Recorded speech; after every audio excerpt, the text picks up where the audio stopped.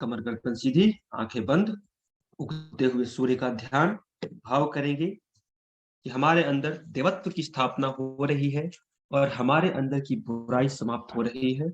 गायत्री मंत्र एक साथ एक स्वर में। ओम भूर्भुवः स्वः तत्सवितुर्वरेण्यं भर्गो देवस्य धीमहि धियो यो नः प्रचोदयात्।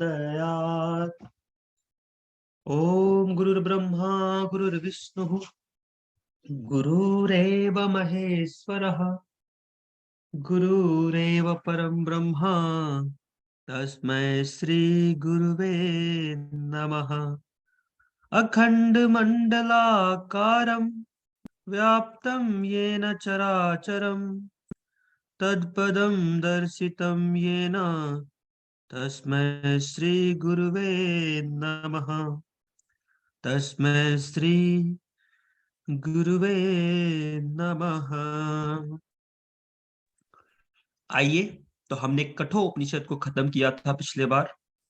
आज हम 10 उपनिषद का अंतिम उपनिषद जो हमारा बचा हुआ है, दैट इज प्रश्न उपनिषद। तो आज हम प्रश्न उपनिषद को पढ़ेंगे और प्रश्न उपनिषद बहुत ही महत्वपूर्ण है। इससे काफी प्रश्न आए हुए हैं, लेकिन सबसे ज्यादा किसी से अगर उपनिषद कोई एक उपनिषद से प्रश्न आया है तो वो आपका आया है कठोपनिषद से। बहुत सारे प्रश्न आए हुए हैं। अगर आप प्रीवियस ईयर क्वेश्चन करेंगे तो देखेंगे, आपको समझ आएगा। तो चलिए देखिए, जो प्रश्न उपनिषद है, नाम ही है इसका प्रश्न, तो कुछ ना कुछ प्रश्न वाला गेम तो होगा ही। तो सबसे पहले जो प्रश्न उपनिषद है, यह अथर्ववेद से लिया गया है। सबसे पहला कॉन्सेप्ट है अथर्ववेद से लिया गया है। अब अथर्ववेद से और कौन कौन से उपनिषद लिए गए हैं, आदरणीय नेत्रिका जी, थोड़ा सा आप पेशेंस रखना। आपके मैं सारे डाउट्स को क्लियर कर दूंगा, बट उसको थोड़ा सा आप पेशेंस रखना। ऐसा नहीं कि भाग जाना कि अरे यार खराब कहाँ से पढ़ा रहा है, मुझे समझ नहीं आ रहा। तो थोड़ा सा आप पेशेंस रखना। मुंडक मांडुक्य। जी जी भैया, प्रश्न हाँ मुंडक और मांडुक्य हैं अथर्ववेद के। हाँ, अरे वाह। नहीं, मैं तो भूल गया था कि भाई मैं स्कॉलर से बात कर रहा हूँ। कोई बात नहीं, बहुत अच्छा। प्रश्न मुंडक और मांडुक्य के तीन जो उपनिषद हैं, ये जो आपके हैं, ये अथर्ववेद से लिए गए हैं। ठीक है, अब थोड़ा सा और समझने का प्रयास करते हैं। अथर्ववेद जो नॉर्मली बात करता है वो ज्ञान की बात करता है। बहुत जितने भी ज्ञान की बातें बताई गई हैं वो अथर्ववेद में बताई गई है। अगर किसी को जीवन में, आध्यात्मिक जीवन में आगे बढ़ना है तो वो अथर्ववेद को पढ़े। बहुत ही अच्छी वेद है, इसको पढ़ना चाहिए। हालांकि मैंने पढ़ा नहीं है, किसी ने मेरे को बोला था, मैंने भी आपको बता दिया। ठीक है ना, मैं पढ़ता नहीं हूँ, ऐसे भाषण वाषण देना मेरा काम है। तो ध्यान से इस बात को सुनते रहिएगा आप लोग भी। अब क्या है, अथर्ववेद की पिपलाद शाखा है। अब जैसे ही पिपलाद आया तो आपसे अगर पूछेगा ये बताओ प्रश्न उपनिषद में जो है गुरु की भूमिका में कौन है, तो गुरु की जो भूमिका में है वो पिपलाद ऋषि है। कौन है भाई? पिपलाद ऋषि हैं गुरु की भूमिका में। और उसके साथ 6 ऋषि हैं, 6 ऋषि हैं, मतलब 6 ऋषि हैं, जो कि आते हैं महर्षि पिपलाद के पास और कहते हैं कि हे प्रभु, हमारे मन में कुछ जो है अध्यात्म के रिगार्डिंग शंका है, उस शंका का समाधान कर दीजिए।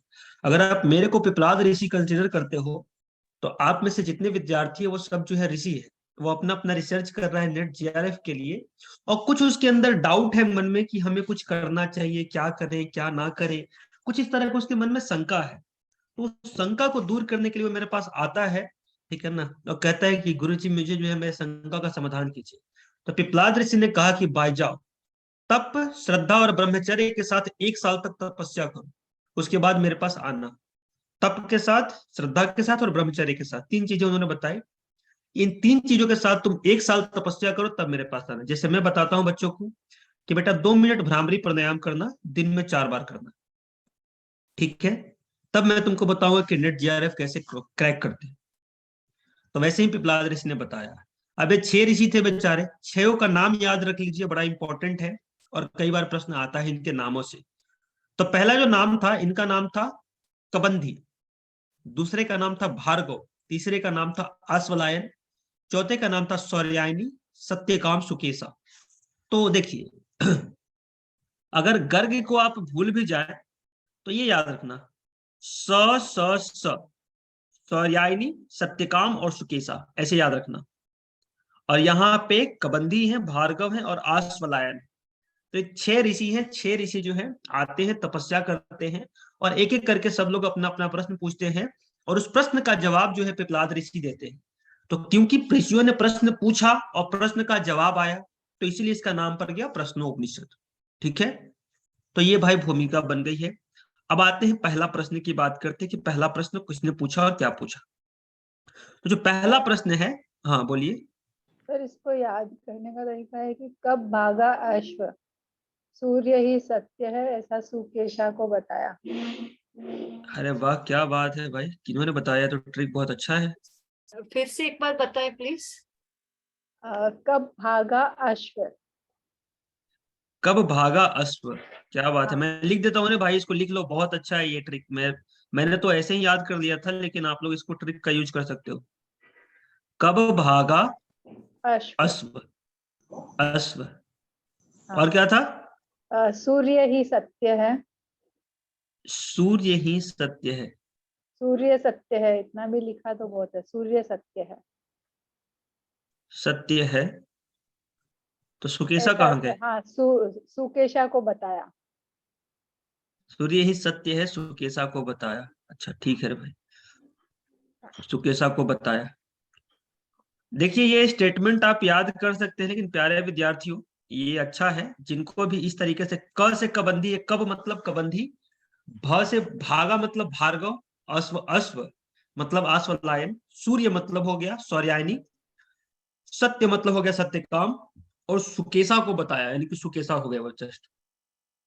तो कब भागा अश्व, सूर्य ने, सूर्य ही सत्य है, सुकेशा को बताया। तो इसे आप याद कर सकते हैं, लेकिन हर किसी की अपनी अपनी एक रुचि होती है, अपनी अभिरुचि होती है, एप्टीट्यूड जिसको बोलते हैं।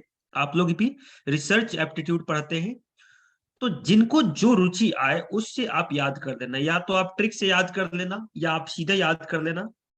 ठीक है, मैंने इन तीनों को याद किया था, कात्यायन, भार्गव, अश्वलायन, और स मुझे याद था, तो सौर्यायनी, सत्यकाम, सुकेशा मैंने ऐसे याद किया था। आपको जैसे याद करना है वैसे याद कर लेना। ठीक है, बस याद आपको एग्जाम में रहना चाहिए, दैट इज इम्पोर्टेंट। तो कब भागा अश्व, सूर्य ही सत्य है, सुकेशा को बताया, ये बात से भी आप याद रख सकते हैं। पहला प्रश्न जो है कबंधी ने पूछा है, दूसरा प्रश्न जो है वो भार्गव ने पूछा है, तीसरा प्रश्न जो है आश्वलायन ने, चौथा प्रश्न सौर्यायनी ने, पांचवा सत्यकाम ने, और छठा सुकेशा ने पूछा है। तो 6 प्रश्न हो गए। अब आइए देखते हैं कि पहला प्रश्न क्या है। तो जो पहला प्रश्न है उसमें कात्यायन, कात्यायन कबंधी ने ऋषि पिपलाद के निकट जाकर पूछा, भगवान यह प्रजा किससे प्रकट होती है। यानी जो पूरा का पूरा प्रजा है, प्रजा मतलब संसार, आप समझ लो एक लाइन में, यह कैसे प्रकट हुआ, इसका मन के मन में डाउट था। हमारे मन में भी होता है कि यार ये बताओ, ये जो पतंजलि योग सूत्र है वो कहाँ से आता है भाई, क्या होता है, हमारे मन में भी डाउट होता है। तो यहाँ पे समझने का प्रयास करेंगे। कबंधी ने पूछा, तो एक लाइन में आप ज्यादा मत याद रखना, ये मत रहे कि जाके पूछा कि हे भगवान प्रजा कैसे उत्पन्न होता है, तो ऐसे नहीं याद करना। कात्यायन कबंधी है, प्रजा किससे प्रकट हुआ, बस इतना याद रखना। प्रजा के बारे में प्रश्न किया है कबंधी ने, इस बात को ध्यान रखना। महर्षि पिपलाद ने कहा कि प्रजा की इच्छा वाले प्रजापति ब्रह्मा ने, प्रजापति तो जो प्रजा का पति है वो प्रजापति, ठीक है ना, ब्रह्मा ने तप किया और तदंतर उन्होंने अपने संकल्प के द्वारा प्राण और रई के संयोग से इस सृष्टि को उत्पन्न किया। मतलब क्या था, ब्रह्मा जी के मन में विचार आया कि मुझे सृष्टि बनानी चाहिए, तो उन्होंने क्या किया, तप किया। आपके मन में आया कि हमें नेट जेआरएफ क्वालिफाई करना चाहिए, तो आप क्या करोगे, तपस्या करोगे, और तपस्या कर रहे हो, रोज शाम को 8 बजे आते हो और हमारे जैसे बेवकूफों को सुनते रहते हो। तो ये भी एक तपस्या ही है एक तरह का, बट कोई बात नहीं, इस तपस्या का आपको फल मिलेगा। ठीक है ना, चलिए। अच्छा मजाक लो। हाँ नहीं कोई बात नहीं, ठीक है, सच में, अरे मैं इतना ज्ञानी थोड़ा ना हूँ, ठीक है। चलिए देखिए भाई, समझिएगा। तो ब्रह्मा ने भी तपस्या किया, आप लोग भी तपस्या कर रहे हैं। अब समझना मेरी बात को, प्राण और रई के संयोग से बना। अब प्रश्न ये उठता है कि ये प्राण क्या है, ये रई क्या है। तो जो भी हमारे स्क्रिप्चर है उसमें अलग अलग व्यक्ति ने जो इसको अलग अलग इंटरप्रेट किया है। प्राण का मतलब अब हम लोग भी अपना इंटरप्रेट कर सकते हैं। ठीक है ना। प्राण और रई का मतलब हमारा भी इंटरप्रिटेशन आएगा, तो अगला बार से प्रश्न पिक्चर में हमारा भी नाम जुड़ जाए। लेकिन अभी हमने कोई ऐसा रिसर्च किया नहीं, ऐसा हमें कुछ पता नहीं, तो हम इसको नहीं बताते। देखिए, तो अलग अलग जगह पे जो है प्राण और रई का मतलब क्या समझाया गया है, इसको यहाँ पे डिटेल में मैं बताने का प्रयास करूंगा। इसको आप, जिसको मैं बोल दूंगा कि स्टार मार्क, उसको याद कर देना। जिसको स्टार मार्क ना करूं, उसको आप पढ़ लेना, थोड़ा सा कहीं पर अपने ज्ञान को दिखाने के लिए, कभी अपने ज्ञान को दर्शाने के लिए वो बता देना। बट उसको नहीं भी याद करोगे तो काम चल जाए। प्राण क्या है भाई? सबको जीवन प्रदान करने वाले समष्टि जीवनी शक्ति।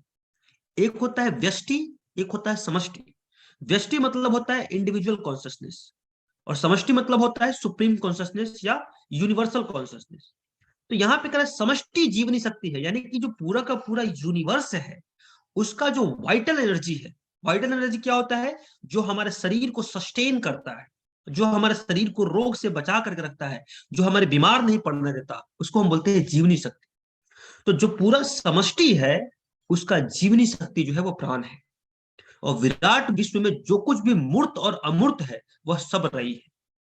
मतलब जो विश्व में जो मूर्त, मूर्त मतलब क्या हो? मैनिफेस्टेड। और अमूर्त मतलब क्या? अनमैनिफेस्टेड। मतलब जो प्रकट है और जो अप्रकट है, इन दोनों को रई कहा गया है। समझ गया ना? आगे बात समझ में? तो यूनिवर्सल जीवनी शक्ति है, उसको प्राण कहते हैं। और यूनिवर्सल, देखिए आप रिलेट करना, ये जो होगा साइंस में, इसको कहते हैं एनर्जी। एनर्जी इसको कहते हैं। और इसको कहते हैं मैटर। मैटर मतलब पदार्थ।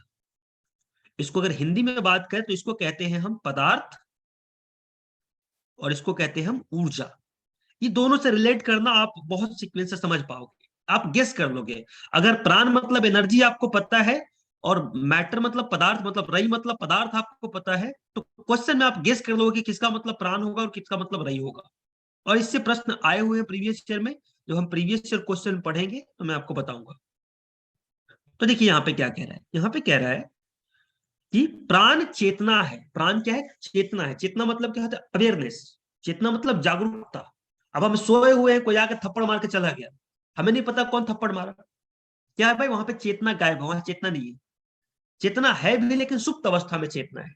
लेकिन अगर हम जागे हुए कोई हमको थप्पड़ मार के जाए, तो उसका हाथ पकड़ लेंगे, उसी को थप्पड़ मार देंगे। तो इसको प्राण क्या है? चेतना है। मैं हमेशा बता रहा हूं, प्राण जो है कॉन्सियसनेस आएगा, एनर्जी पे बात करेगा।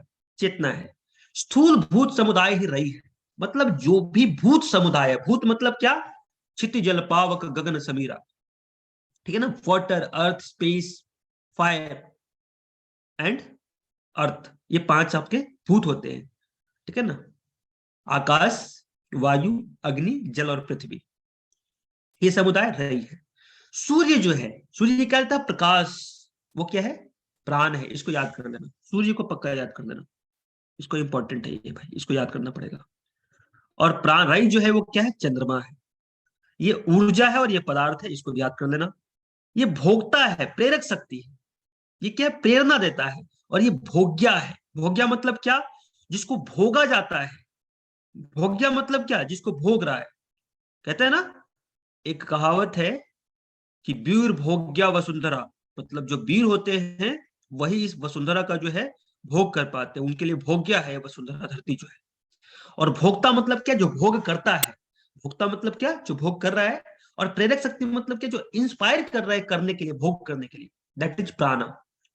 जैसे हमको दौड़ना है, हमारे अंदर प्राण ही नहीं, तो दौड़ पाएंगे क्या? नहीं दौड़ पाएंगे। तो जो प्रेरक शक्ति है वो क्या है? भोक्ता। फिर कहते हैं श्रेय मार्ग जो है वो प्राण है। और प्रिय मार्ग क्या है?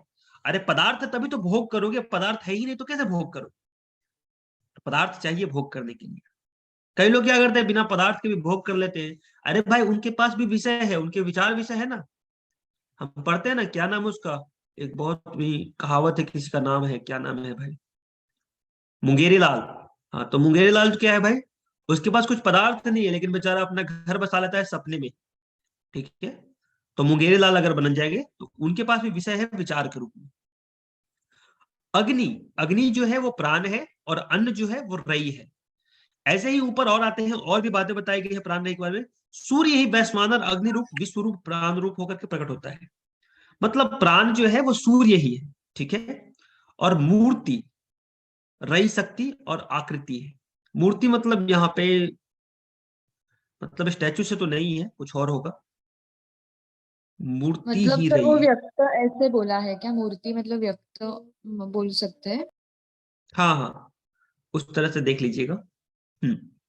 चलिए, उत्तरायण, इसको याद रख लेना, उत्तरायण जो है ये प्राण है और दक्षिणायन रई है, इसको याद कर लेना पक्का। तो उत्तरायण प्राण है और दक्षिणायन रई है। शुक्ल जो है वो प्राण है और कृष्ण मतलब काला, तो काला जो है वो ये है। दिन जो है वो प्राण है और रात्रि जो है वो रई है।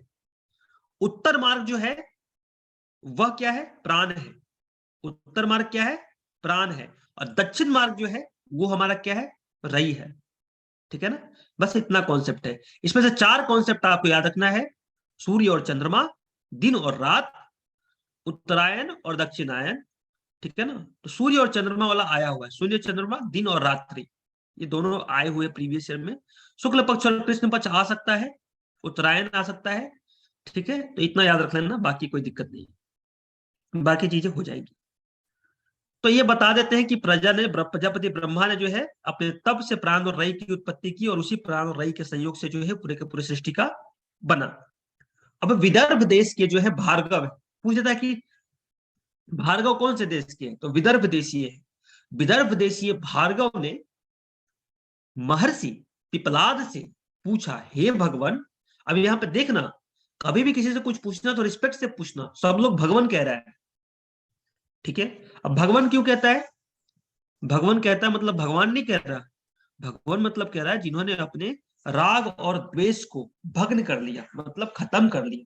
ठीक है, जिन्होंने अपने राग और द्वेष को भग्न कर लिया, जिन्होंने अपने, आपको लो दिखा रहा था।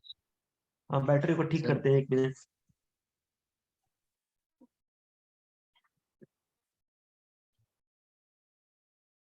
चलिए, बैटरी ठीक हो गया। तो जिसने अपने राग और द्वेष को भग्न कर लिया, मतलब समाप्त कर लिया, तो उसी को भगवान कहते हैं। चलिए आइए फिर समझते हैं। अगर आप भी अपने राग द्वेष को समाप्त कर लेंगे तो आप भी क्या हो जाएंगे भाई, भगवान हो जाएंगे। ठीक है, कहिए कि नहीं सर नहीं होगा, रसगुल्ला देखते हैं ना तो मैंने फिर लगता है कि छोड़ो यार, पहले खा ही लेते हैं फिर साधक बनेंगे। चलिए आते हैं, देखते हैं।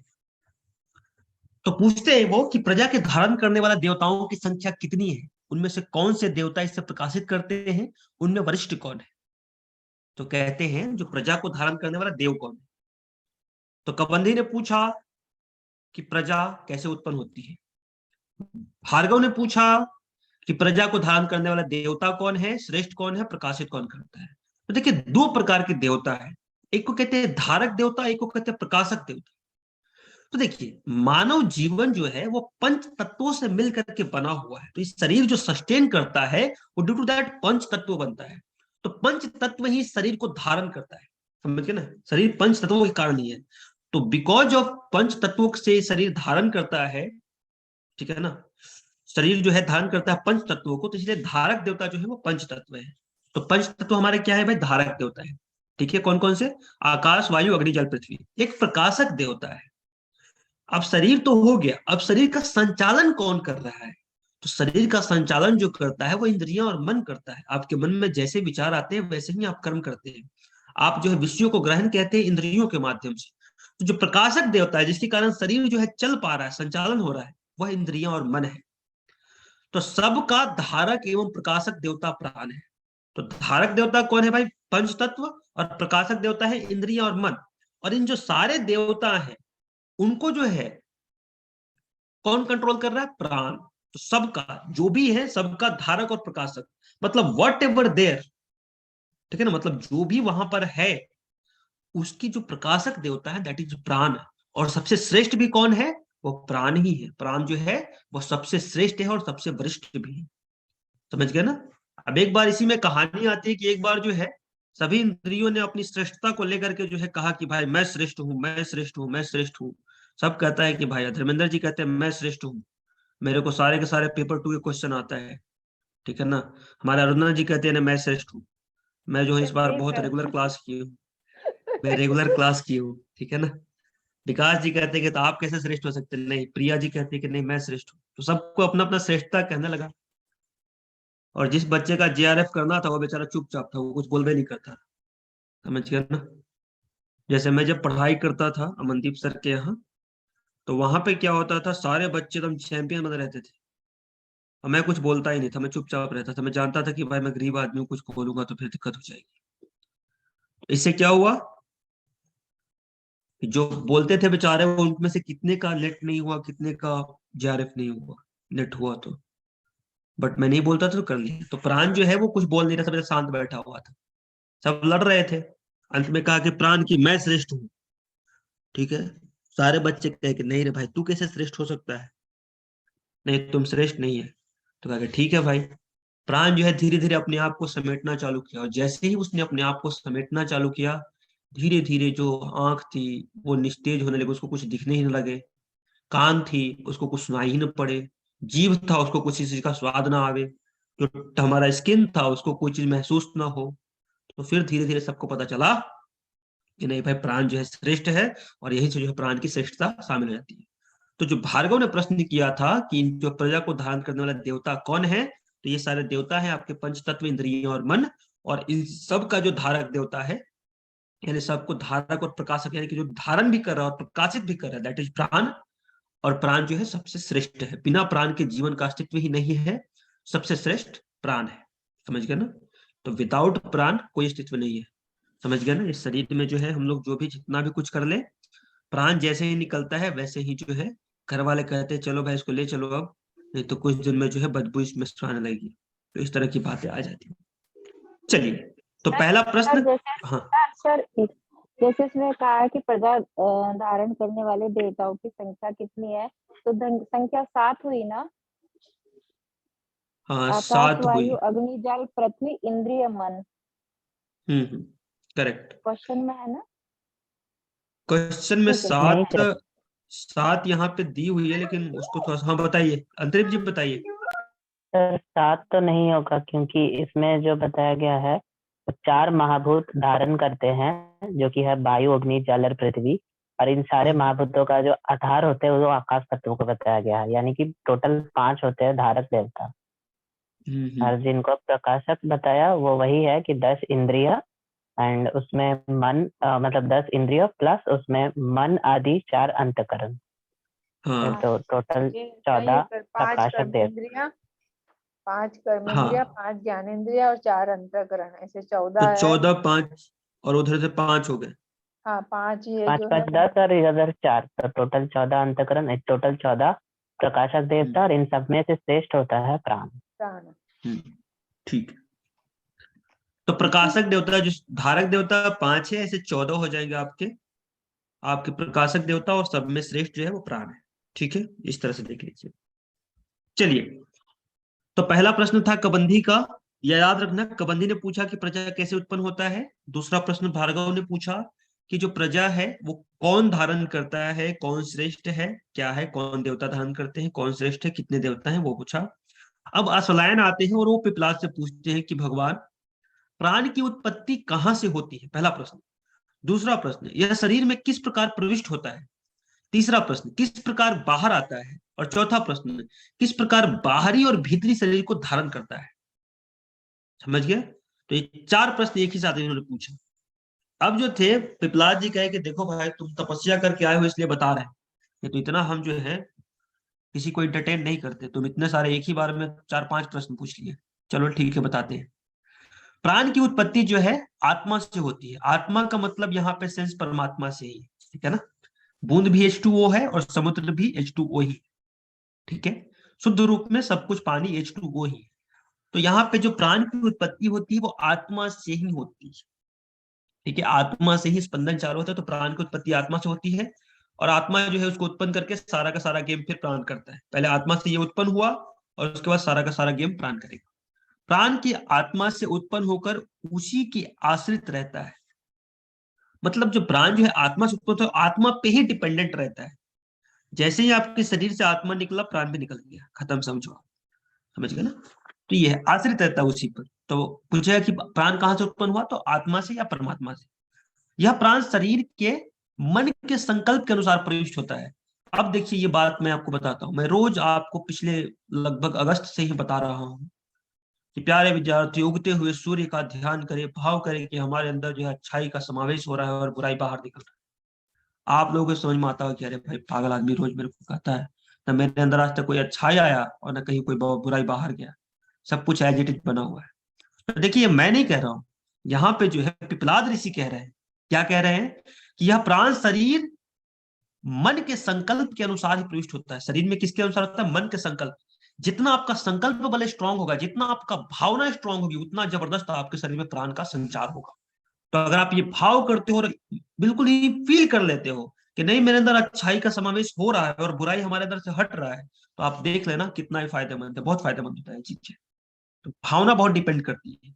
तो हम क्या है, मन के संकल्प से जो है प्राण को प्रविष्ट करता है हमारे शरीर के अंदर। जिस प्रकार राजा अपने विभिन्न अधिकारियों को पृथक पृथक ग्रामों में नियुक्त करता है, उसी प्रकार प्राण अन्य प्राणों को पृथक पृथक नियुक्ति करता है। मतलब प्राण जो है सर्वश्रेष्ठ प्राण है। जो 5 प्राण हमारे हैं, प्राण, अपान, समान, उदान और व्यान, उसमें श्रेष्ठ जो है वो प्राण है। जिस प्रकार जो है अधिकारी लोग कहते हैं कि तुम ये काम कर लेना, तुम वो काम कर लेना, तुम वो काम कर लेना, इसी प्रकार प्राण जो है अलग अलग काम के आधार पर जो है अलग अलग प्राणों को अलग अलग जगह पे डिप्लॉय करने का काम करता है। आगे हम देखेंगे उसको जब हम प्राण को पढ़ेंगे। ठीक है, हालांकि आपने पढ़ा भी है, कई जगह पढ़ा है प्राणों के बारे में। तो प्राण में यही भी है कि प्राण जो है वो आपका सांस अंदर लेने का काम करता है, बाहर छोड़ने का जो भी काम है वो प्राण करता है। अपान जो है शरीर के अंदर गंदगी को बाहर निकालने का काम करता है। समान जो है आपके डाइजेस्टिव सिस्टम को कंट्रोल करता है। उदान जो है वो आपके शरीर को खड़ा रखने के लिए और ज्वाइंट्स पे बेसिकली रहता है उदान, और व्यान समस्त शरीर में रहता है। ठीक है, तो ये 5 प्राण थे और अलग अलग इसका स्थान था। तो प्राण ही सबको डिस्ट्रीब्यूट करता है। एक ही प्राण जब शरीर में अंदर जाता है तो अलग अलग काम के आधार पे अलग अलग हो जाता है। तो प्रश्न का जवाब दे दिया हमारा जो था आश्वलायन का भी प्रश्न का जवाब यहाँ पे आ गया। क्या आया भाई? कौशल्य देश के थे, कौशल्य देश के आश्वलायन थे। इनका था कि प्राण की उत्पत्ति आत्मा से होती है। यह प्राण जो है शरीर के अंदर मन के संकल्प से आता है। उसके बाद जो है यह प्राण ही जो है अलग अलग प्राणों को अलग अलग जगह नियुक्त करता है। प्राण एक शरीर को छोड़कर दूसरे शरीर में जाते समय कैसे निकलता है, यह भी प्रश्न था। तो इस प्रश्न का जवाब देते हुए कहते हैं कि जब उदान अर्थात शरीर का तेज शांत हो जाता है। उदान को कहा गया है शरीर का तेज। ठीक है, तो शरीर में तेज होता है, जो शरीर में अग्नि होती है बेसिकली कह सकते हैं, उसको हम कहते हैं उदान के कारण हो रहा है। जैसे ही उदान से तेज शांत हो जाता है, वह प्राण शरीर छोड़ देता है और ऊर्ध्वगामी होकर शरीर से बाहर जाता है। तो उदान प्राण कहा जाता है शरीर से बाहर जाता है और ऊपर की ओर उठता है, और उदान ऊपर की ओर से ही विचरता है। उदान जो है कैसे ऊपर से जाएगा, मतलब ऊर्ध्वगामी है। यह उदान पुण्य कर्मों द्वारा मनुष्य को पुण्य लोक और पाप कर्मों द्वारा पाप योनियों में ले जाता है, तथा पाप पुण्य मिश्रित कर्मों द्वारा मनुष्य को मृत्यु लोक में लेकर के आता है। तो बोलेगा कि ऐसा कौन सा प्राण है, प्रीवियस ईयर में आया हुआ क्वेश्चन है, इसको ध्यान से नोट करना आप लोग, कि कौन सा प्राण जो है दूसरे लोकों में ले जाता है इंसान। तो उदान नामक जो प्राण है वह दूसरे लोकों में ले जाता है।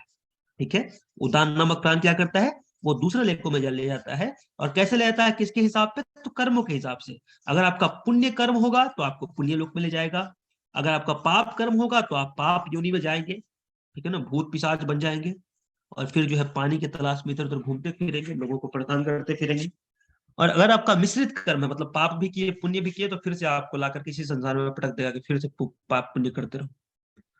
अब जो है यहाँ पे एक और बात कही गई है, 72 करोड़ नारियों की चर्चा यहाँ पे की गई है। कहा गया है कि आत्मा प्राणी के हृदय में स्थित है। आत्मा कहाँ स्थित है, प्राणी के हृदय में। यह हमने देखा था कठोपनिषद में भी, यहाँ पे भी देखा है। तो हृदय में जो स्थित है, अब ये हृदय में हमारा स्थित है भाई। अब जब ये हृदय में स्थित, तो कहता है कि 100 इस हृदय में 101 नाड़ियां प्रधान है, मतलब 101 नाड़ी जो है हृदय में प्रधान है यहाँ पर।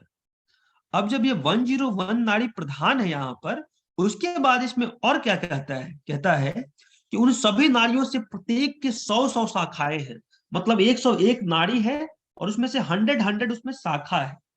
और जो 100 शाखा है, उन सभी शाखाओं में से 72 हजार प्रति शाखाएं निकलती है। ठीक है, तो पहले 101 नाड़ी था हृदय में स्थित, उसमें क्या होता है, उसमें से 100 जो है उसके ब्रांचेज निकलते हैं, और उन 100 ब्रांचेज में से 72 हजार जो है उप ब्रांचेज निकलते हैं। ठीक है, और जब ये उप ब्रांचेज निकलते हैं, तो जब इसको टोटल कैलकुलेट करते हैं, तो 72 करोड़ जो है नाड़ियों की चर्चा जो है आ जाती है हमारे यहाँ पर। कितनी नाड़ी है? 72 करोड़ नाड़ियों की चर्चा हो जाती है। तो इसको हम देखने का प्रयास करेंगे। समझ गए? तो कोई पूछेगा बताओ प्रश्नोपनिषद में जो है कितने नाड़ियों की चर्चा की गई है, तो हम बोल देंगे खट से कि भाई 72 करोड़ नाड़ियों की चर्चा की गई है। इससे पहले हमने शिव संहिता में पढ़ा था 3.5 लाख नाड़ियों की चर्चा, लेकिन यहाँ पे 72 करोड़ नाड़ियों की चर्चा की गई है। इस बात को आप लोग ध्यान रखेंगे। अगला जो यहाँ पे बात आती है, इसके आगे जो बात आती है वो ये बात आता है कि सूर्य पुत्र गार्ग्य ने महर्षि पिपलाद से पूछा। सूर्य पुत्र क्या है? सूर्य के पौत्र है गार्ग्य। ठीक है, इन्होंने क्या कहा है? इनको यहाँ पे सौर्यायनी भी कहा गया। सौर्यायनी इन्हीं को कहा गया, गार्ग्य पुत्र जो गार्ग्य गिर्ण है उन्हीं को कहा गया सौर्यायनी। तो इसको ध्यान रखना आप लोग। तो ये है सौर्यायनी। सौर्यायनी क्या कहते हैं कि हे भगवान, इस पुरुष देह में कौन सोता है और कौन जागता है? ठीक है, 3 प्रश्न हमने कर लिया। पहला पूछा था कबंधी ने, क्या पूछा कि प्रजा कैसे उत्पन्न होता है। दूसरा पूछा था भाई आपके भार्गव ने, वो पूछा कि इस जो है प्राण को जो है इसमें कौन जो है इसको कौन देवता धारण करते हैं, कौन श्रेष्ठ है, कौन क्या है, इस तरह की बात बताई गई थी। तो तीसरा प्रश्न पूछा गया कि ये प्राण जो है उत्पन्न कहाँ से होता है, शरीर में आता कैसे है, शरीर से जाता कैसे है, इस तरह की बातें पूछी गई थी। चौथा प्रश्न जो है वो गार्ग्य है, सूर्य पौत्र गार्ग्य, इनको सौर्यायनी भी कहते हैं क्योंकि सूर्य के पौत्र है, तो सौर्यायनी हो गया। ठीक है, इन्होंने पूछा कि इस पुरुष देह में कौन सोता है और कौन जागता है, बताइए कि कौन सो रहा है और कौन जाग रहा है। ठीक है, तो हम यहाँ पे देखते हैं कौन जागा भाई। तो पूछते समस्त इंद्रिया चेष्टा रहित होकर परम देव मन में एक सो जाती है। मतलब इंद्रिया कहाँ सो रही है भाई? मन में जो है एक होकर के समस्त इंद्रिया चेष्टा रहित, मतलब कोई एफर्ट नहीं है, कुछ भी नहीं कर रही, आराम से विदाउट एफर्ट हो गई, एफर्टलेस हो गई और मन में एक होकर के सो जाती, ऐसा कहा गया है। और पंच प्राण रूपी अग्नियां जागृत है। तो कौन सोता है भाई? तो इंद्रियां सोती हैं और प्राण जागता है। जवाब मिल गया। पुरुष देह में कौन सोता है? तो कौन सोता है भाई? आपकी इंद्रियां सोती हैं। आप कहिए सर हमारे तो इंद्रियां सोती है। देखिए, अगर आप अपने निद्रा को ध्यान से देखेंगे तो आपको समझ आएगा कि आपकी इंद्रियां ही सोती है, आप नहीं सोते हो। ठीक है ना, हमारा डाइजेशन, हमारा और भी जो चीजें हैं वो एज इट इज चलता रहता है। ठीक है, प्राण जो है हमेशा जागृत रहते हैं। ठीक है, तो हमारी अवेयरनेस रहती है। जब हम सो के उठते हैं तो हमें पता होता है कि यार हम सो रहे थे, ये अवेयरनेस है वहां पे। तो वहां पे कॉन्शियसनेस रहता है, वहां पे प्राण रहता है, लेकिन हमारी इंद्रियां सोई रहती है। कोई ऐसा बच्चा है जो खाना सोए सोए खाना खाता है? नहीं खा सकते। कोई ऐसा बच्चा जो सोए सोए मूवी देख सकता है? वो नहीं देख सकता। क्यों नहीं भाई? क्योंकि इंद्रियां वहां पे डीएक्टिवेट हो जाती है। तो इंद्रियां सोती हैं और प्राण जागता है। ये हमने सौर्यायनी का दे दिया। अब जो है यहाँ पे नेक्स्ट क्वेश्चन पूछता है, इसी का एक्सटेंशन, इसी में और भी बातें हैं कि कौन देवता स्वप्न देखता है और किसको निद्रा का सुख मिलता है। मतलब कौन स्वप्न देख रहा है और किसको निद्रा का सुख मिल रहा है? तो कहता है जीवात्मा ही स्वप्न में अपनी महिमा का अनुभव करता है। देखिए यहाँ पे कहा है जीवात्मा जो है, जो हमारे शरीर के अंदर जो कॉन्शियसनेस, उसको जीवात्मा बोला गया है, और जो ब्रह्मांड के अंदर कॉन्शियसनेस, उसको परमात्मा बोला गया है। तो जीवात्मा ही जो है स्वप्न में अपनी महिमा का अनुभव करता है। तो स्वप्न कौन देख रहा है? जीवात्मा। निद्रा का सुख जीवात्मा को ही मिलता है।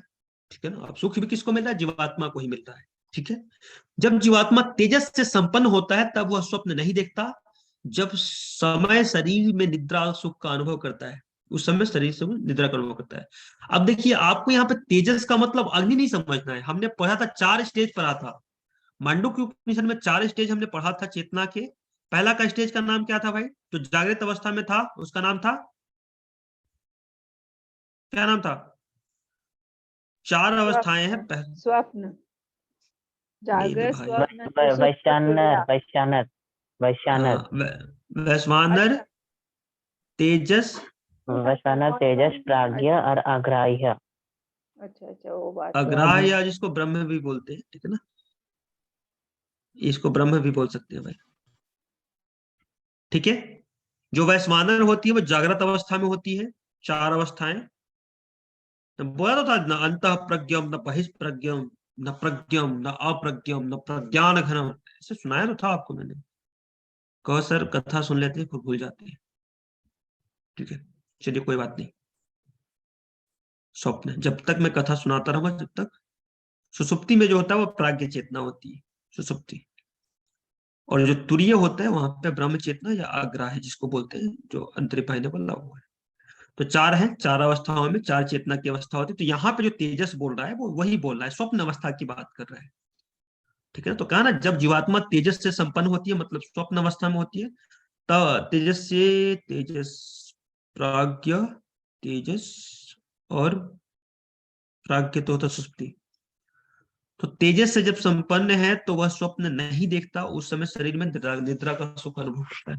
तो ठीक है भाई, चलिए अपने आप को म्यूट कर ले जो भी अभी आए हैं।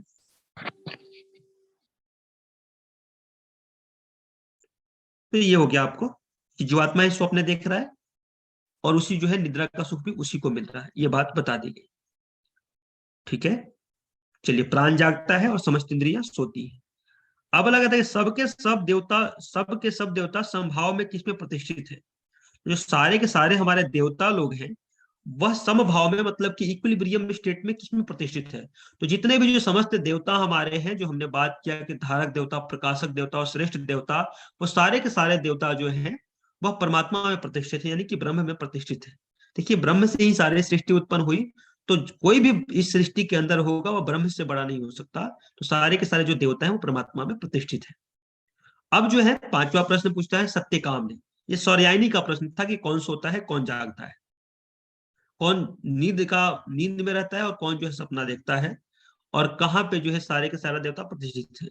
तो इंद्रियां सोती हैं, जीवात्मा जो हमारा प्राण है वो जागता है, जीवात्मा जो है निद्रा का भी आनंद लेता है, और जीवात्मा जो है वो स्वप्न भी देखता है, और साथ ही साथ जो समस्त देवताएं हैं वो ब्रह्म में प्रतिष्ठित है। फिर अगला प्रश्न है शिवी पुत्र सतकाम ने जो है सत्य काम जिसको बोलते हैं, जो सत्य की कामना करता है उसको सत्य काम कहते हैं। तो महर्षि पिपलाद से पूछा कि हे भगवान, जो मनुष्य जीवन भर ओम का ध्यान करेगा वो ओमकार की उपासना के बल से कौन से लोक पर विजय प्राप्त करेगा। मतलब जो है सत्यकाम ने प्रश्न पूछा कि जीवन भर जो ओमकार की उपासना करेगा उसको क्या फल मिलेगा भाई। अब हम लोग तो एक आध बार भी नहीं करते ओमकार, लेकिन चलिए ठीक है। तो यहाँ पे कह रहा है कि ओमकार ही परम ब्रह्म है, अपर ब्रह्म है।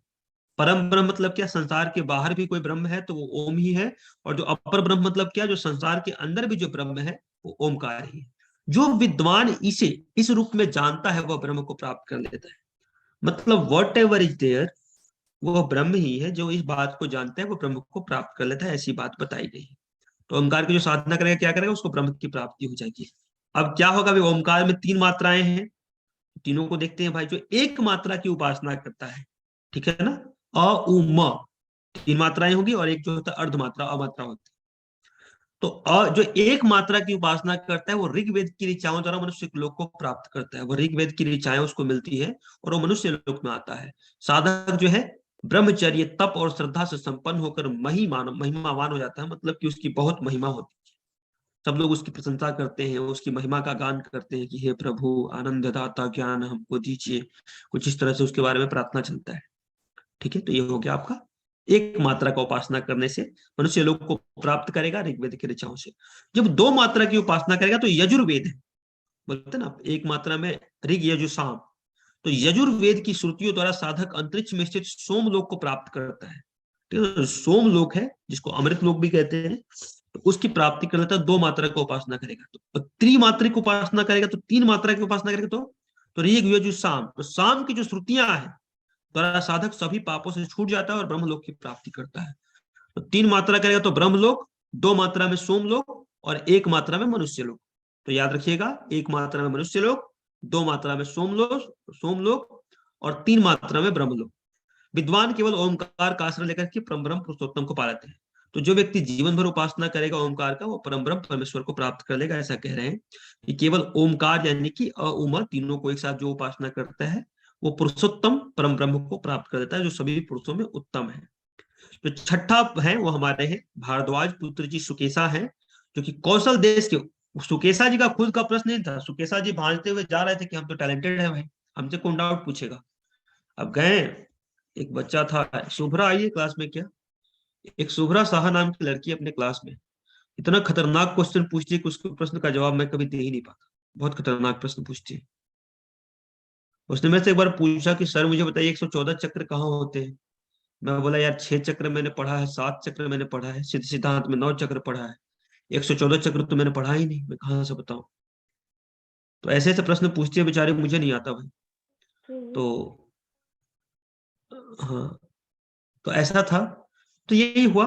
तो इस सुकेशा को भी ऐसा ही घमंड था मेरे जैसा। सुकेशा गया तो कौशल देश के जो राजपुत्र थे हिरण्याप, उनका नाम याद रखिएगा, कौशल देश के राज्य पुत्र थे हिरण्याप, उन्होंने प्रश्न पूछा था कि हे भगवान, वह 16 कलाओं वाला पुरुष कहाँ रहता है। तो कहा गया कि परम ब्रह्म के 16 कलाएं हैं, वो 16 कलाओं वाला जो पुरुष है वो कहाँ रहता है, ऐसी बात जो है ये पूछते हैं। कौन पूछते हैं? सुकेशा जी। तो इसका जवाब देते हुए जो है वो कहते हैं कि 16 कलाओं वाला जो पुरुष होता है इस शरीर के भीतर ही विद्यमान है। मतलब जो 16 कलाओं वाला पुरुष है वो ब्रह्मा जो है, परमात्मा है, वह हमारे शरीर के अंदर ही। अब बोलते हैं क्या किया भाई, कैसे क्या है हिसाब किताब है, तो देखते हैं। तो सबसे पहले परमात्मा ने जो है प्राण का सृजन किया, और प्राण से फिर श्रद्धा बना, आकाश बना, वायु बना, ज्योति, जल, पृथ्वी, इंद्रियां, मन और अन्न, ये सारे चीजें 16 चीजें जो है रचना हुई। तो प्राण से ही जो 16 की 16 कलाएं थी वो उत्पन्न हुई। ठीक है। जिस प्रकार नदियां जो है, देखिए नदियां था वो समुद्र में विलीन हो जाती है, परम पुरुष की 16 कलाएं परम पुरुष में ही विलीन हो जाती है। समझ गए ना। अब नदी क्या था भाई, निकला था बाहर से और ज्यादा ज्यादा जो है जो परम गहराई है समुद्र का वहां विलीन हो गया। तो जो परम पुरुष से 16 कलाएं हैं वो परम पुरुष में विलीन हो जाए। तो ये बात बताया गया। हमने 6 के 6 प्रश्नों के जवाब पिपलाद जी ने दे दिया, कहा कि तुम लोग बहुत परेशान किए, अब चलो हो गया, तुम्हारा जवाब मिल गया, अब जाओ यहाँ से भाग। तो पहले कबंधी ने पूछा प्रजा कैसे उत्पन्न होता है, तो ब्रह्मा जी ने तप किया, प्राणवायु की उत्पत्ति की, उनके संयोग से जो है बन गया हमारा ये सूर्य चंद्रमा दिन रात। ठीक है ना। उसके बाद उत्तरायण दक्षिणायन, याद रख लेना। ठीक है। पदार्थ और ऊर्जा और पदार्थ, इस तरह से याद रख लेना कि प्राण और रई का मतलब क्या होता है।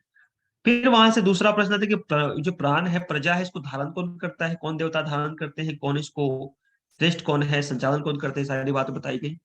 तो धारक देवता, प्रकाशक देवता, धारक देवता हमारे पंच तत्व थे, जो हमारे प्रकाशक देवता थे वो इंद्रियां और मन था, और श्रेष्ठ देवता प्राण था। तीसरे जो थे वो आश्वलायन थे। हाँ बताइए। प्रजा का मीन्स प्राण है। किसके मतलब? प्रजा मतलब प्राण नहीं, प्रजा का मतलब प्राण नहीं है।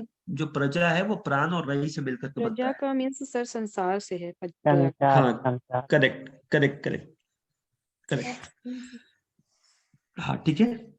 उसके बाद तीसरा प्रश्न जो है वो आश्वलायन जी पूछते हैं। तीसरा प्रश्न आश्वलायन क्या पूछते हैं, कहते हैं कि ये जो हमारा है प्राण जो है कैसे हमारे शरीर में आता है, कैसे शरीर से बाहर जाता है, और किस प्रकार जो है यह धारण करते हैं इसको। ठीक है ना। इसको कौन धारण करता है ये बात बताई गई। ठीक, कैसे उत्पत्ति होती है प्राण की।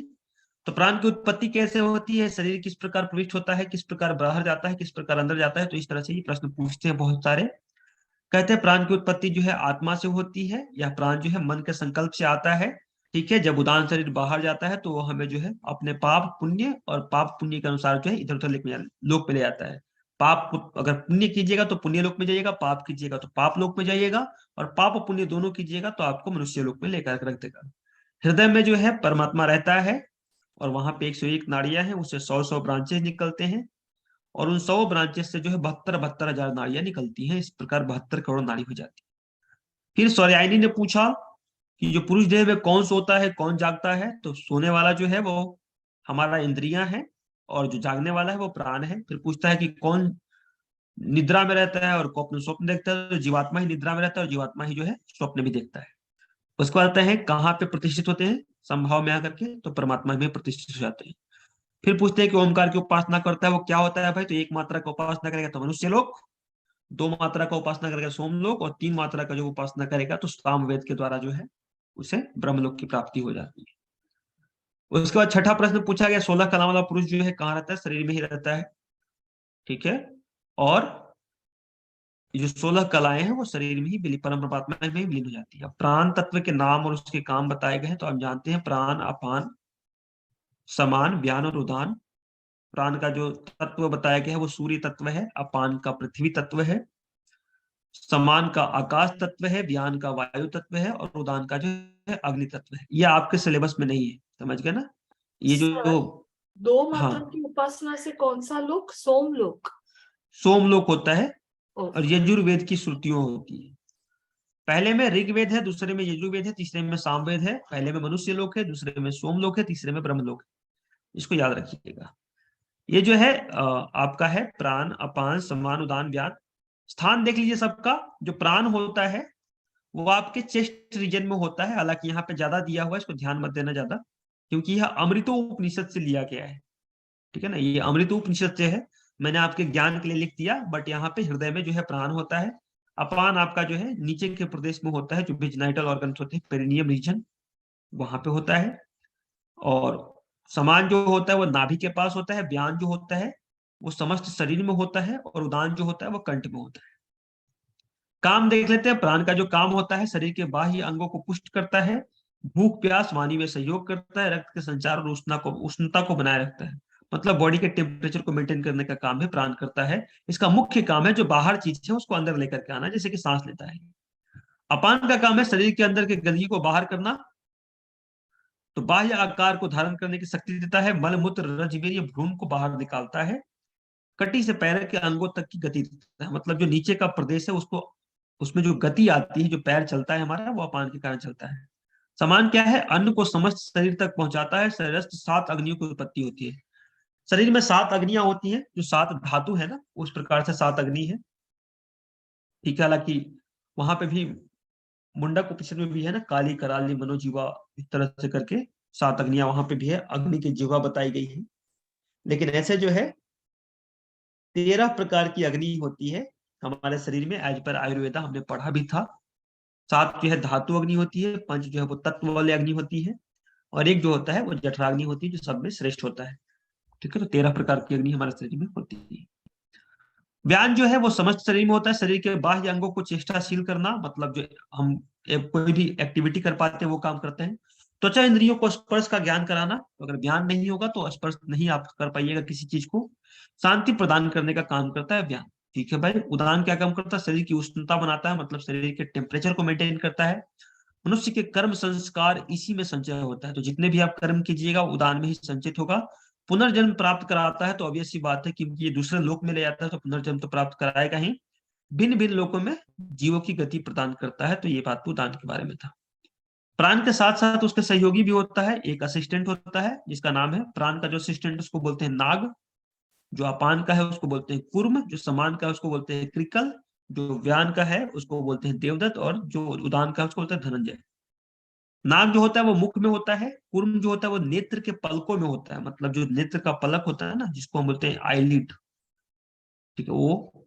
कृकल मतलब कंठ के पास होता है। देवदत्त नासिका के पास होता है। धनंजय जो है समस्त शरीर में होता है। धनंजय जो है व्यान का है, और देवदत्त जो है ये आपका उदान का है। कार्य क्या है? नाग से डकार, कुर्म से जो है उन्मीलन, जिसको बोलते हैं पलक झपकना, निमेष उन्मेष भी कह सकते हैं। कृकल से क्षुधा तृषा, मतलब जो है भूख प्यास। देवदत्त से जम्हाई लेना या छींक लेना, दोनों होता है। और जो धनंजय है उससे मरणांत भी रहता है, देह को पोषक है, मतलब मरने के बाद जो शरीर सस्टेन रहता है वह जो है यही से रहता है। तो ये बातें थी। यहीं पर आपका जो है आपका प्रश्न उपनिषद समाप्त होता है। इसमें मुख्य रूप से 6 ऋषि कौन थे ये याद रखना है ना। पिपलाद ऋषि, इनके संवाद बताने वाले हैं, वो याद रखना। 6 प्रश्न क्या थे वो याद रख लेना, और 6 प्रश्न का जवाब क्या आया है ये याद रख लेना। बस इतना में काम आपका हो जाएगा। ढेर आपको डिटेल नहीं जाना है। तो यहाँ पे जो है हमने उपनिषद खत्म किया। कल हम लोग जो है कुछ क्वेश्चंस करेंगे प्रीवियस ईयर उपनिषद के, और उसके बाद जो है हम लोग काम करेंगे। क्या काम करेंगे? योग वशिष्ठ को शुरू करेंगे। ठीक है, योग वशिष्ठ को हम कल शुरू करेंगे। और कल मतलब 1 आध 2 क्लास में योग वशिष्ठ खत्म हो जाएगा, फिर हम लोग जो है चालू करेंगे आपका फिलोसफी। जी बोलिए। सर वो साइकोलॉजी वाला कब स्टार्ट करेंगे? साइकोलॉजी का चैप्टर। और साइकोलॉजी का चैप्टर यार उसको मैं थोड़ा लास्ट में लेने का सोच रहा हूँ, शुरू में करा दूं क्या? देखो एक बार फिलोसफी को खत्म कर लेना, तो एक बार फिलोसफी और एनाटॉमी खत्म कर लेने दीजिए, फिर उसको मैं करा दूंगा। ठीक है ना, वो बहुत मेजर चीज नहीं है, बहुत छोटी चीज है, उसको मैं करा लूंगा। Okay sir. सर एनाटॉमी ठीक है। करा दीजिए, वो थोड़ा सा हार्ड है। हाँ वो लॉन्ग है हाँ बहुत। हाँ। और देखिए मैं क्या बोल रहा हूँ कि अभी मेरी छुट्टी है, तो मैं चाहता हूँ कि आप लोगों का मैं रिवीजन करा दूं, या एक आईसीटी मुझे पढ़ाना है पेपर 1 में। तो मैं चाहता हूँ कि मैं सुबह जो है 10 से 11 के बीच में, अगर आप लोग फ्री हो। ऐसे मैं सुबह भी फ्री रहता हूँ किसी टाइम पे भी, लेकिन पहले मैंने एक बार बात किया था तो 10 से 11 की बात आई थी। तो अगर आप लोग 10 से 11 फ्री हो तो मैं चाहता हूँ कि, क्योंकि सर नहीं टाइम हो भी आ गया है। पाएगा। 10 10 से 10 से 11 11 नहीं हो पाएगा। नहीं सर सर। कर तो सही है सकते, ठीक, सर, 10 से 11 भी देखो सही है। देखो रिकॉर्डिंग देख लेंगे, जो नहीं कर सकेंगे सर देखो कर प्यारे जी सर। स्टूडेंट, समझो मेरी बात को। आपका डेट आ चुका है और मेरा टारगेट है कि मैं 31 जन तक खत्म कर दूं। ठीक है। जी सर, अच्छा टारगेट 31 है। जैन तक अगर मुझे सिलेबस खत्म करना, ताकि हमें 20 दिन का कंप्लीट टाइम मिले रिवीजन के लिए। और 20 दिन अगर आप मेरे साथ रिवीजन कर लोगे ना, एक तो आप लोग खुद रिवीजन करते हो वो अलग बात है। अगर 20 दिन मेरे साथ रिवीजन कर लोगे ना, मैं पेपर 2 में तो मैं गारंटी देता हूँ 80 क्वेश्चन से एक क्वेश्चन कम करके आओगे तो मुझे बताना। अगर अपनी गलती कर लोगे तो उसकी बात मैं नहीं बताता, लेकिन 80 क्वेश्चन तो पक्का मैं गारंटी देता हूँ हो जाएगा। क्योंकि योग में उतने टफ क्वेश्चन नहीं आते। एटलीस्ट 80 क्वेश्चन तो नहीं आते, 20 क्वेश्चन टफ आते होंगे तो आते होंगे, उसको मैं छोड़ देता हूँ। और आपको जेआरएफ के लिए 80 क्वेश्चन एग्जाम कब चाहिए। है? सर एग्जाम कब है? 21 21 अभी हम मान के चल रहे हैं, मतलब 21 फेब को है। 21 फेब। जी सर, यही स्ट्रेटेजी मान के चलते हैं, लास्ट 20 दिन सर वो जो सुबह मॉर्निंग क्लास है सर,